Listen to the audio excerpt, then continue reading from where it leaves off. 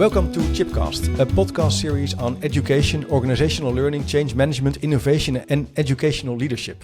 For this special occasion, I am very happy to be speaking in English because I am joined by Olivia Deer and Sarah Deer. They used to work at the Michaela Community School in Wembley. They are both affiliated with Academica University of Applied Sciences, working on the topics of school behavior and culture.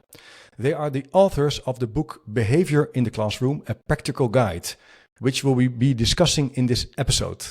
Olivia, Sarah, nice that you're here. Welcome. Thank you very much. Yeah, it's great that we're having the time to discuss this great book, which I'm really a fan. I think I can say that. Thank you very much. Yeah, it's really well written. It's not thick. It's very practical, but there's a lot to discuss because behavior in the classroom is quite a challenge. At least for me, during my time as a teacher, I found it difficult. And also in the Netherlands, we have quite some challenges with class management. You wrote a very detailed book on behavior in the classroom. Why did you decide to do that? Maybe Olivia, you can maybe start. Yeah, okay. Well, we think that the area of teaching and learning gets the attention it deserves, but that behavior and culture is often an afterthought. And, you know, you say that you found behavior management a struggle. I mean, I had an experience of starting teaching in an inner city London school, and it was something that I struggled with and had to sort of discover. And we know that discovery learning isn't best. It's not the best way you learn.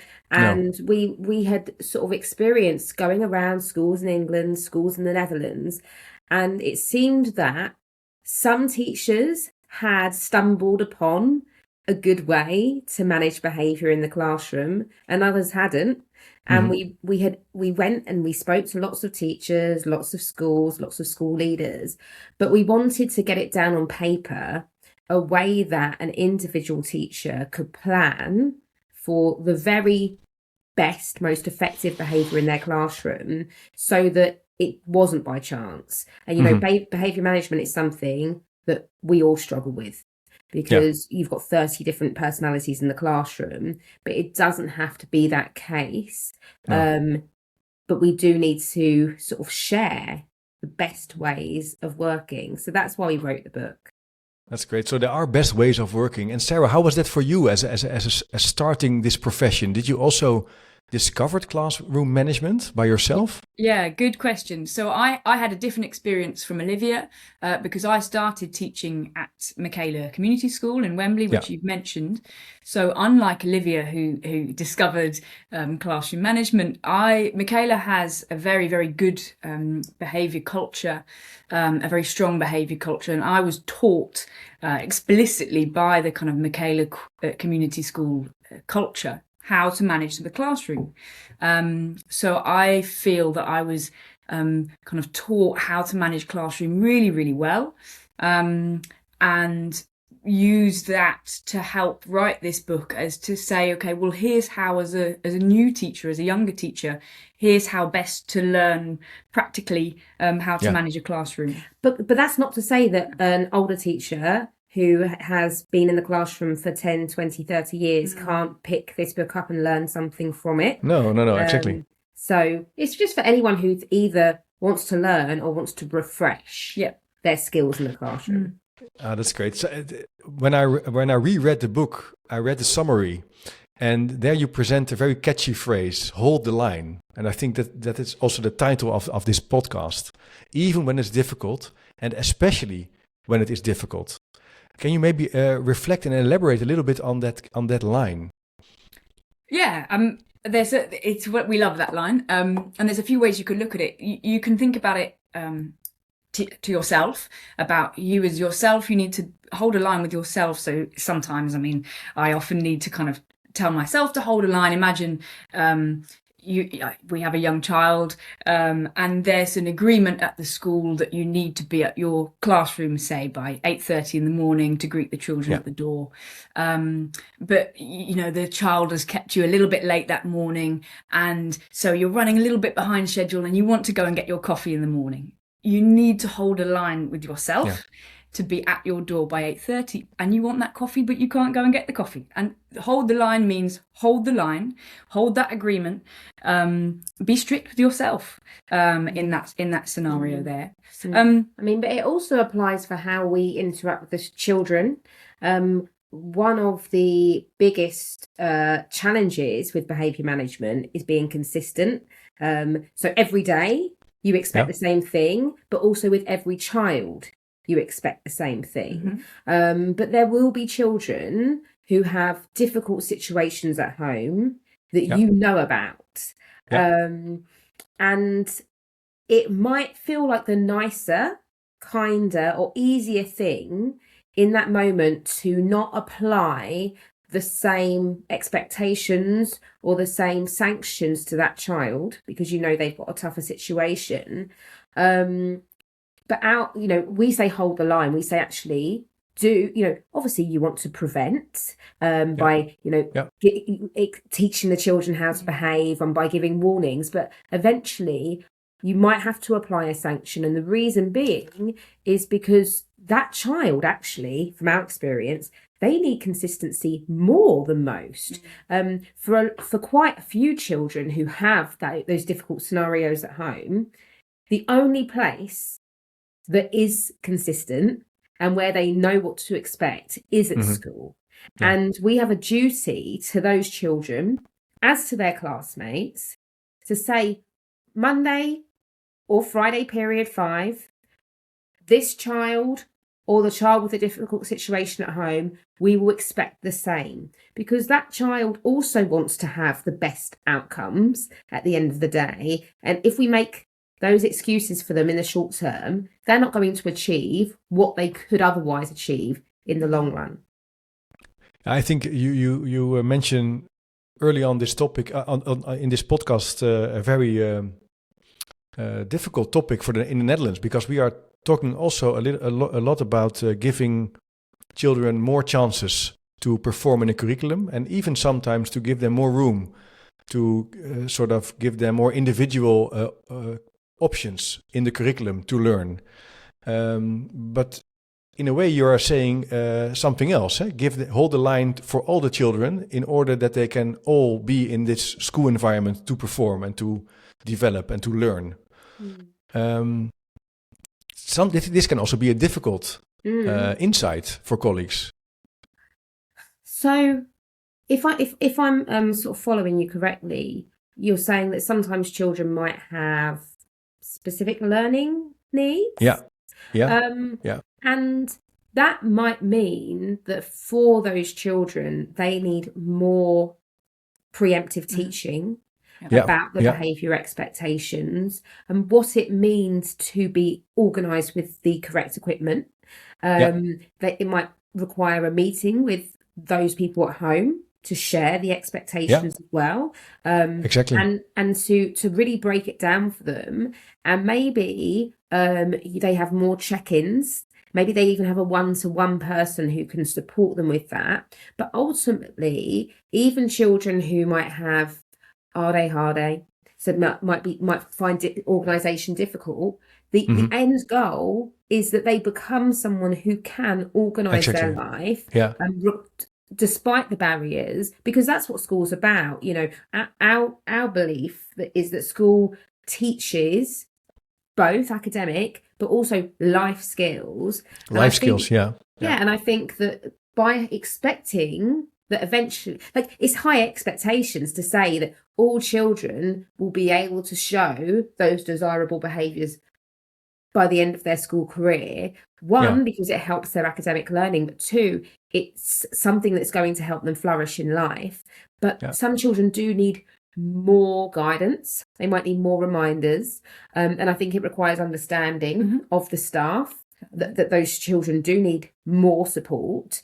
But what we see far too frequently is educators and other adults involved in the sort of life of that child thinking that the best thing for that child is just to not expect. I agree. Exactly, Olivia. And also feel a little bit feel sorry for them. So I was at a school in one of the big cities in the Netherlands.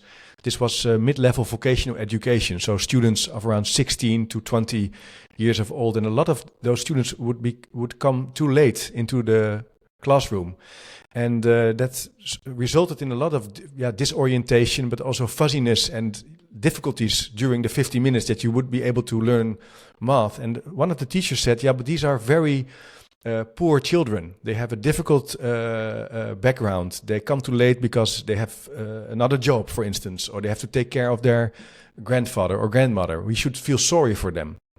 That was really also the policy of the school. And I'm struggling a little bit with that. What should you do then? And this book goes also into that dilemma, I think. And you sort of you build a perspective that you should help them develop these learning life skills. Yeah. Sorry, I will let you speak in a moment, Sarah. Because if that student goes on to have a job, let's imagine maybe before university, or maybe one of their starting jobs is at a sort of factory or a delivery service where there are lots of people wanting to have those same jobs, and some of the key requirements are punctuality, attendance, doing your job quickly. If we haven't taught them that at school, they won't even get on the first rung of the employment ladder. And what I think we're setting those children up for is a life of unemployment and a life of misery. And I really think that what we do at school really, either makes that child's possibilities later in life a possibility, or makes it really difficult for them. And I think it's also about a really good relationship with home. I think Michaela, the school, really emphasizes this, making sure that parents understand why it's important that the child's there on time and what can be done at home to support that child. Because, education is really important. And yes, we understand that there are children with caring sort of requirements in the home. But if the child's not there at 8:30, we are we're letting them down as parents or as educators. So the participation of family is also very important. And Sarah, do you want to reflect on this? Well, as you were in that example you were saying, where there are children with difficulties. I was going to say about a Dutch phrase we used often when we're in the Netherlands: "Afspraak is afspraak." A better kind of line to take would be, okay, with any child, doesn't matter what their background is, poor, any child, that whatever the circumstance, if the agreement is be here at 8:30, that's the agreement. Okay, if you're struggling with that, let's come up with a new agreement. What agreement do we need? But until we have come up with an agreement, let's hold the line.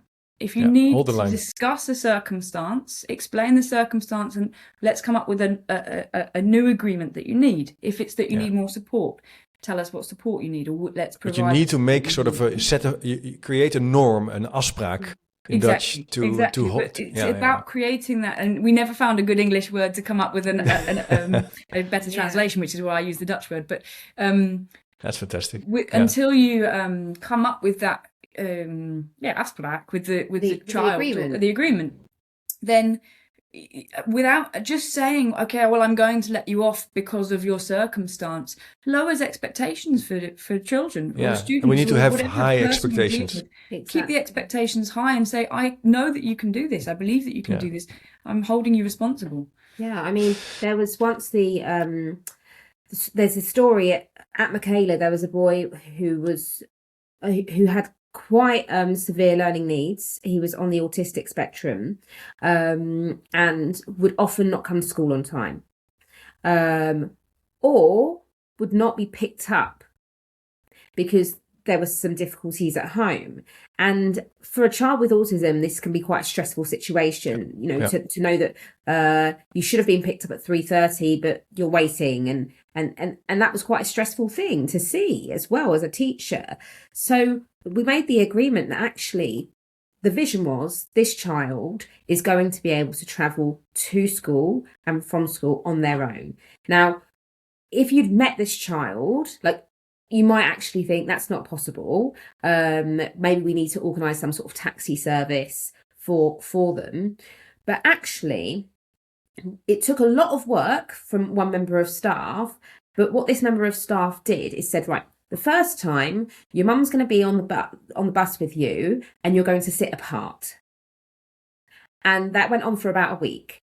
And this child didn't want that at first because they were used to having that crutch of mum. And then the second thing was mum and the child were on different levels of the bus, double deckers in London. Double-deckers, yeah. The next thing was actually that the student got on the bus and the mum got on the second bus, so the student had to wait for mum. This happened over about a month, and eventually, great, sort of scaffolding. Eventually, got to the stage that mum was waiting at the bus stop, the end destination. And by the end of the first year of secondary school at Michaela, so this child was 12, they were making their own way home. Now, that meant that they didn't have the stress of waiting for that parent. And also, it set them up with independent skills for life. Because I've taught so many students who have actually, I think, less acute learning needs than this student, who I think would have never learned that skill, which will put a massive barrier in front of them when they get to adulthood. Now, this student learned that by age 12, and I think that was just having the vision of high expectations, but with a lot of support. Yeah, high expectations, high support. So it's a wonderful example of helping children to learn life skills. This is something you need to learn, and also sort of the phrase scaffolding, to help a young person to develop independency in some way. So you mentioned, Sarah, the Michaela School, and I'm quite a little bit curious because this school has gained a lot of attention. The previous couple of years, I think. Even I saw the YouTube guru Jordan Peterson interview also the director or the manager of the school. Why is this? Do you think that this school is sort of a gained so a lot of attention? It's a good question. Michaela Community School. There are 3,500 state-run secondary schools in England, and Michaela supports the students to make the most progress from the predicted grades when students join the school age 11 to age 16, and that information is publicly accessible information. So that already makes it a big news story that people are interested in the school because it's so successful. And then Michaela doesn't gatekeep the ingredients to that success. So Michaela opens its doors it gets over 1,000 visitors each year because Michaela wants to show people what it's doing to achieve those successful results. And particularly people interested in social mobility, because Michaela is in a London area. People who are interested in social mobility do go and visit Michaela, and Michaela is very welcoming of visitors. So there's also this many people each year going to visit the school, and that's been happening for 10 years or so now. So there's lots of people who've been to see the school, heard about the school, interested in the school and speaking about it. And I think that word of mouth, the fact that it's been top of the kind of headline or the results now for a number of years. Over 5 years. I think that means so it's performing also it's in on a high level. High level performance. And I think it makes for a really good story. The students come from the local area, they come from these tower blocks, there are gangs, there are stabbings, there's a high proportion, over 60% of the children who speak a language that isn't English at home. There's just so many barriers for those children.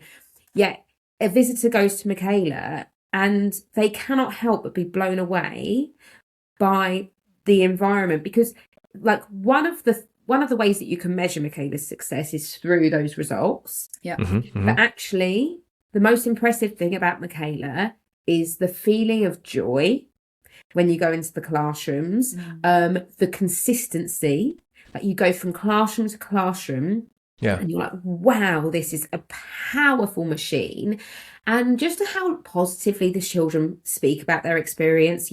I've been there about 4 times since having left there as a teacher. And sometimes the children don't know who I am because they're in the first year. So they take me around and they tell me about the school.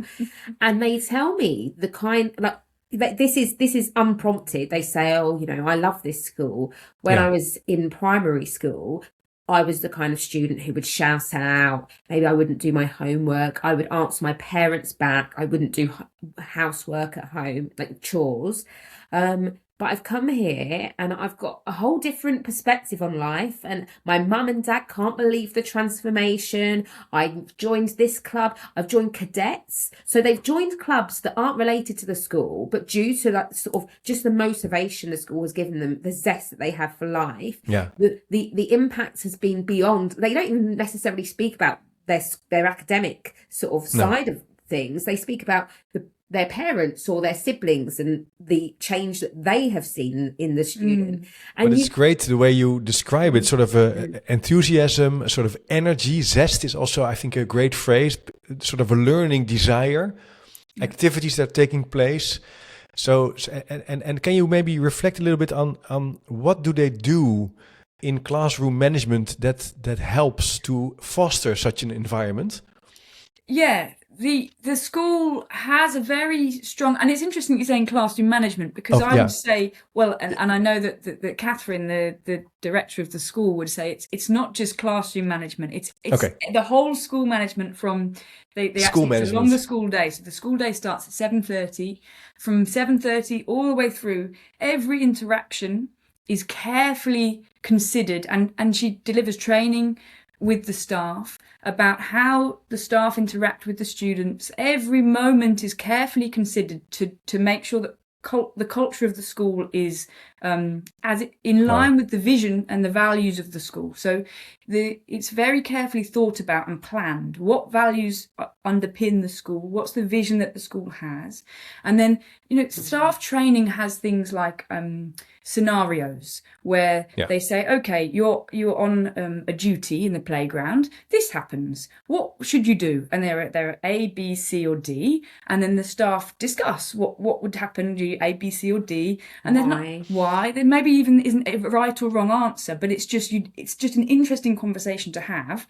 Which would be the most Michaela answer? Which is the least Michaela answer?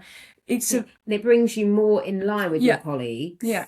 Exactly, to try and make that holding the line, again, come back to that idea of holding the line, to try and align the colleagues to a Michaela line. So it's really strengthens the culture. It's in a way the way you describe it, also a very collective effort. So learning is a collective effort that you do together. And you sort of are looking for a norm. You are looking for the line based on things you experience in the school, and that's sort of the way that you look at. And do you need? Maybe I'm phrasing it the wrong way. Do you need tough management for that? Do you need strict management? What kind of leadership do you see with teachers and school managers to enable this? So I think dynamism. Sorry? Like you need a dynamic leader. Okay. Dynamic leader. Okay. Yeah. Yes. Someone who's never finished. So someone like Catherine, she's always searching for the norm because essentially culture check, children come in, there's a new fad, maybe teacher training changes. So you're dealing with a moving target, as it were. The game is changing. So Catherine meets at 7 a.m. with her senior leadership team to discuss just a whole wide range of issues. It might be the upcoming exams, or it might be something that a student said in the playground yesterday that sparks a discussion. Oh, have we discussed with them, kindness enough? Or it might be that a visitor came in and commented, oh, I actually didn't see that much group paired discussion. Is there a reason for that? And we think, oh, maybe we're moving away from that without realising. And it's constantly refining, trying to get to a place where the vision is because the vision, I think, of Michaela has been fulfilled, but how do you continue that work? And it's not through sort of, I suppose, being strict and narrow-minded. Yeah, this is the end game. What I really love about the way you are exploring it is it's never finished. And a leader is sort of always curious to the next step and always building and organizing sessions, reflecting on things you're seeing with children. Very important way of looking at leadership. And another thing I want to say is Catherine is the most open and curious manager I've ever had, or leader, in that her door, unless she's speaking to someone else, her office is always open. You do not have to book. Like, you can book to see her, but that would be quite strange because, you know, when something comes up, just go and see Catherine. It might say, you might say, oh, Catherine. Accessible. Exactly. This has just come to my mind, or I've got a question. Why did you say that we need to change this rule? And she is receptive, and it's, yes, the organisation is hierarchical. There are people who, you know, are more experienced or more expert and they make more decisions. But anyone can prompt a discussion. Anyone can suggest or recognise a change. And Catherine is completely open to that. And I find that really special. And I think it's something that a lot of other leaders could learn from. You know, actually, I think sometimes it's your least experienced members of staff or a visitor who comes just one-off who can open your eyes to something that you've become really sort of blind to. Yeah, I think it's really important what you're mentioning, that leadership requires visibility, that you are there. And it's management by walking around, sort of a phrase in the 90s that was quite popular.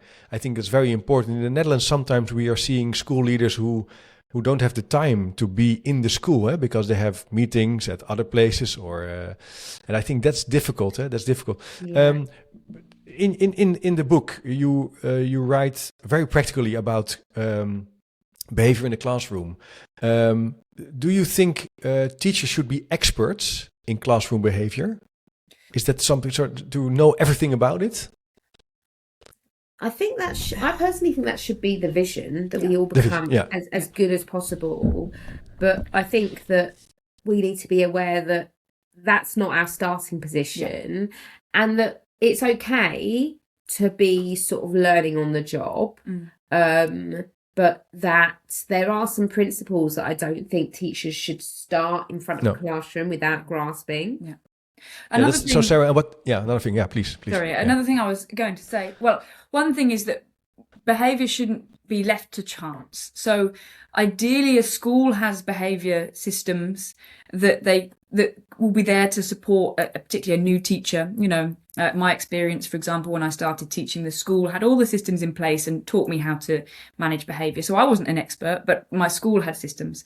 If a school doesn't have the systems, then really, yes, teachers do need to know what to do, and teachers do need to know how to plan, and that's what we've tried to do with our book, because the book is designed for a teacher, you know, on their own. But ideally, really, the teacher doesn't need to be an expert. The school would have the systems in place. Yeah, sort of an infrastructure to... The infrastructure would be there, the culture of the school. The culture of the school, yeah. And the teacher can just work with the school systems. Because, and another, to echo what Sarah says, I think you could be an expert teacher, but walk into a classroom in a school that has none of that infrastructure and really struggle. And that's because you're trying to build a classroom culture battling against everything that happens everywhere else. And I think all of the people who listen to this podcast will be familiar with the pupil responding, oh, well, my other teacher doesn't mind if I do that. Well, I don't have to have that pen in my other classroom. And that's a real battle. Or, for example, if teachers aren't monitoring what time the pupils leave the previous classroom, and if there's not teachers out in the corridors moving children along, you can be the most expert teacher, but if the children come 10 minutes late in dribs and drabs, you're going to be struggling. Exactly. So you know, we wrote this book because we realized there are teachers who have nothing in their school, but it's even better if the whole school is pushing one behavior as a collective infrastructure. And maybe this is a big question, I do realize, but what are 3 or 4 things you should, in your opinion, is critical to building an infrastructure or a culture of positive behavior in the classroom? For the individual teacher? Yeah, for the individual teacher, what is you can't do without? Yeah. So I think, well, first of all, planning it is, so make sure you're planning these things, not just responding to them. And why planning? So that you can teach them.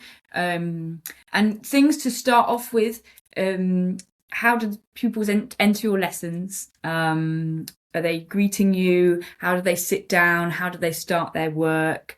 Time on task is a big one. It's often where things go wrong. How do you maximize time on task? What should they be doing? Ideally, often you want it to be done independently, so not chatting and trying to ensure it doesn't descend to chat. And then another really crucial one to think about is how do you get their attention back to you when you want to teach? So I mean, a useful one that I do in my school, it's not Michaela, so it's not Michaelaism, but it's hands-free, eyes on me is a good one, just so that they've got nothing in their hands and they're looking at you. A countdown, 3, 2, 1, hands-free, eyes on me, something like that. I think what is already, Olivia, very a critical point is to look ahead and think in advance instead of reacting. Yeah, I think that is something maybe to pick out. And Olivia, you wanted to add on that. And I was going to say beyond that, like people have the whole 1, 2, 3 eyes on me, but I see so often that teachers then just go straight into the teaching, and they only had 80% of the children looking at them ready, and then by the time they are 20 seconds into their instruction, they've now got 50% of the class. So then making sure that you are constantly scanning and responding to, and it doesn't have to be a negative thing. It can be, I really like how so and so put their pen down, how you've got your hand up, you're waiting silently and smiling and giving thumbs up, to make sure that you are continuing to have the attention of the class. It's such an important thing. I'm reflecting on my own practice. I think I am often in a hurry, and then I look at students at university, and I think, okay, let's 80%, let's go. But then often the rate goes down when you start talking. So have sort of be comfortable with silence is also something that you can learn, I think, a little bit. Yeah, and maybe when you're, you have to plan how you're going to teach the behaviour that you want to see and what that behaviour is. But also when you're planning as a classroom teacher, the curriculum, you always want to give yourself a bit of room, because sometimes it takes longer to get through a lesson and it turns into 2 lessons. So you might give yourself a few percent, maybe 4 or 5% of the curriculum time for that. But you also want to give yourself, I personally think, an equal amount of time for working out, okay, they didn't come into the classroom as I expected. I need to get them back out again and do it again so we can end with success. But if you think I've got 100% of my lessons, they have to be filled with teaching because otherwise I won't get through the curriculum, you're going to let things slide. So you also have to give yourself the space to think, I am not going to push through with the content at the sacrifice of behaviour, because ultimately I'm not going to have a 100% of pupils learning. So it's being able to plan that and being comfortable with not getting through your lesson because the behaviour is not where you want it to be. But ultimately... I think it's really powerful the way you describe it. You also mentioned the time on task. I think in a way, the way you look at behavior is all the time connected to the way you give instruction, but also to the curriculum, the content, that what we are learning, the book or the math or the economic model that we're trying to grasp. Is that something that you think that it's important to connect it with curricula and also instruction? Are you talking about how well you plan your lessons then just determines how well the children behave? There is an element of that. You know, if every time the children come to your lesson, they don't think you explain things very well, then you are going to struggle, even if you've got amazing systems, to get them to behave, because they aren't motivated, because they don't feel like they are learning from you. So you can build that sense of success, build that sense of motivation, and then they do want to behave. However, there are some pupils for whom they just behave because they don't want to get the consequence. So having a well-planned lesson doesn't affect them. So we need to make sure we're covering all bases. But you need to start off with having a classroom who you say, 1, 2, 3, eyes on me. You have silence, because even if you've planned an amazing explanation, if you have distractions, you are going to be cognitively overloaded and you won't be able to do your very best at teaching. So I think it's, you know, there is a balance, but I think it's more in favour of planning the right behaviour culture and focusing on that. And that will help you become a better teacher, because you've got the space in your head to focus on really good explanation. And otherwise, we're going back to the beginning of hold the line. If you don't hold the line, you as a professional will get overloaded and overtired and maybe a little bit irritated. Is this also, Sarah, why you mention in the book also the emphasis on visualizing effective culture, like thinking about what you want to see in practice? I think the importance of visualizing effective behaviour is because what we've realised, both in our time, well, mainly in our time in the Netherlands, actually seeing different schools, and we wouldn't go into those schools and say, okay, we've worked at Michaela and this is a good school, because actually Michaela, as you've said, it has a lot of visitors and is a big media presence in the UK. Certainly, it's a bit of a Marmite school, so some people love it, some people don't like it. We would go into schools and we'd ask them, what would you like? Imagine it, decide what is it that you want, and now try and make that concrete and visualize exactly what behaviors you want. So no, the importance of visualizing your behavior is so that you've got a set of values that you find important, and then you make them into concrete behaviors. That's more the importance, is so that you're not just trying to respond to behavior, but you've decided what's important to you and what kind of behavior culture you want in your school, and you've made it concrete, specific. So if you've got like family focus as part of your vision, well, what does that look like in everyday interactions? And because how can a new teacher coming into that culture teach how to behave in that way if you haven't even made it concrete? So it might look like helping someone when you're finished. If someone's on their own in the playground, going in and inviting them to join in your game or your conversation. So it's trying to make it as clear so that it can't be misunderstood. Misunderstood. I think that's the challenge also of team development and leadership. Make it very specific, also on a vision on learning. In Dutch, we sometimes say a vision should be discriminating, in the sense it should be very clear what we are doing and what we are not doing.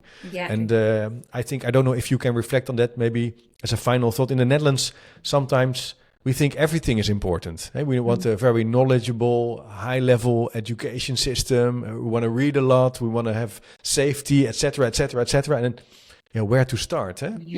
Yeah, definitely. I mean, we would say that children come to school to learn.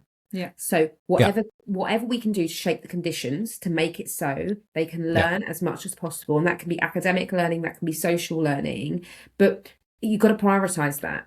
So if there's something that is nice to have, like Sinterklaas celebrations, but we haven't actually got our children to the reading level that they need to be, that needs to go. Because there are priorities in a school. Please. So this is another one that I think is a really interesting one. If you're a leader and you can have it as a team discussion, or if you're an individual, you could think about it yourself. But as to put a set of topics, four sentences, and ask your team or yourself to prioritize them. One of them would be students are safe. One of them would be students can to talk to each other. One of them would be students maximize their learning, and one of them would be something else. But these are value statements, and then ask them to put them in order of priority. And that by doing that, you're deciding in your school culture or your individual teacher culture. This is all part of planning your classroom culture or your school culture. Once you've decided what your school culture or your classroom culture is, then you decide your concrete behaviour that you want to teach the pupils. But it might be, I mean, for me, maximizing learning is my priority, and that's why I want students to, for instance, do independent work in silence. But another teacher might say, no, I want students to be speaking more, so they might want students to be working in pairs, for example. We might have different values on that. But what, like, I think maybe a closing bit to this is that, a school can only have one successful culture. Good. And that should be the culture that the school has written, the parents have signed up to, and the children have agreed to. And that means that even if it's different to your vision of a good education, when you sign up to work at that school, you have to put aside your personal beliefs to be a teacher at that school to support the vision coming true. So it means when you go into that school, you put your Michaela hat on, whatever the name of that school is, and you leave your personal beliefs at the door. And that's really hard for teachers to do. And it's so much easier if a school leader explains why that vision's important, what it looks like, and helps to break it down through conversations about scenarios so that teacher actually can be guided. But it's really important that to be the best school and to be a teacher who is working as a collective, you are all putting your professional hat on and you leave your personal preferences at the door. I think it's really well said. I think that's a very important topic. Also in the Netherlands, where we have quite some attention for the autonomy of the teacher, which is of course very important. But it is a team effort. It's about a team effort, and if you do something else that is in contrast with a system for positive behavior, then you will be getting into trouble. So we should avoid that. Look in advance and be in time to foster that. But I think Olivia and Sarah, you are quite often in the Netherlands now. So, and are you also learning then Dutch when you're visiting the schools? But how is that for you? Maybe a final something that I'm curious about. We learned Dutch for 2 years. Yeah, afspraak is afspraak. Afspraak is afspraak, Yeah. But it's been now 1.5 years that we haven't been speaking any Dutch. So it's we've been reading some Kikker. Yeah. I would say we haven't lost it. We would often go to schools and we would observe lessons. So it's really important that we could follow the flow and have conversations with students who maybe came up to us. It was most difficult to understand the quotas, as you can imagine. But I think that was a really important part for us. It was very important. And it was important to get the trust of the teachers. And one way to do that is to show that actually we value your culture, your language. Yeah, it's great. So you are working together with Academica. So I will put in the show notes a link if you want to see more or learn more from Olivia and Sarah. You can check it out because it's really nice to have the chance to talk to you about the book. Thanks for your time. Maybe next time face to face, but this is sort of second best in this digital world to have the possibility to explore a little bit. Thanks for your time, Olivia, Sarah, and also to the listeners. Thanks for listening to the podcast. If you have a question or something that you want to reflect on, you can always leave a remark at chipcast.nl/vraag. That's in Dutch, vraag. You can even leave a voicemail, which I always get back to. Thanks for listening, and until next time.